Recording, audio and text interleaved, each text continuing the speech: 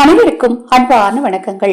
28/12/2024 மார்கழி மாதத்தில் இந்த 2024ஆம் ஆண்டின் கடைசி சனிமகா பிரதோஷம்.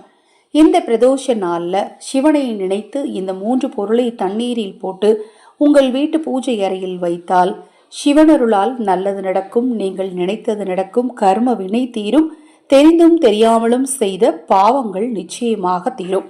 பஞ்சபூதங்களில் தண்ணீர் மிகவும் சக்தி வாய்ந்த ஒரு விஷயமாக கருதப்படுது. 5மே சக்தி வாய்ந்ததுதான்.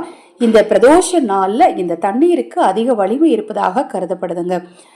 பூஜை அறையில சிவனை நினைத்து நல்லெண்ணெய் ஊற்றி பஞ்சு திரி போட்டு கிழக்கு திசையை நோக்கி தீபம் ஏற்றி அவல் பொறி கடலை பழங்களை பிரசாதமாக வைத்து கருப்பு உளுந்தினை வேக வைத்து நந்தியம்பெருமானை நினைத்து அதையும் பிரசாதமாக வைத்து ஒரு நிறை சொம்புல தண்ணீர் எடுத்துக்கோங்க, அல்லது ஒரு கண்ணாடி டம்ளர்ல தண்ணீர் எடுத்துக்கோங்க, அல்லது ஒரு கண்ணாடி கிண்ணத்துல தண்ணீர் எடுத்துக்கோங்க. அந்த தண்ணீரில் இந்த 3 பொருளையும் சிவனை நினைத்து போடுங்க.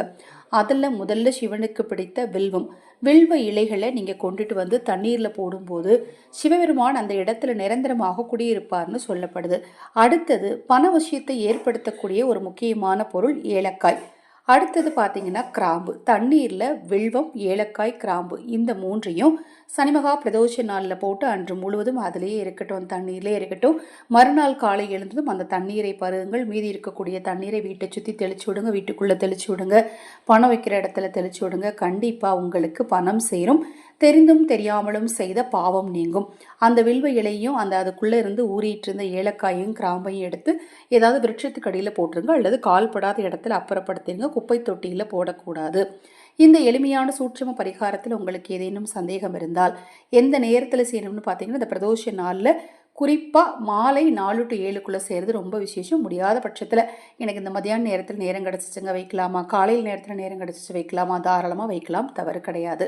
இந்த பரிகாரத்தில் உங்களுக்கு ஏதேனும் சந்தேகம் இருந்தால் 9344692042 இந்த வாட்ஸ்அப் எண்ணுக்கு தொடர்பு கொண்டு கேளுங்க.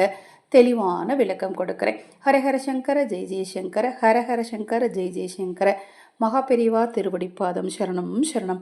இந்த பதிவை கேட்டுக்கொண்டிருக்கும் உங்களது அனைவரது வாழ்விலும் மகா பெரியவர் அருளால் நல்லதே நடக்கட்டும்.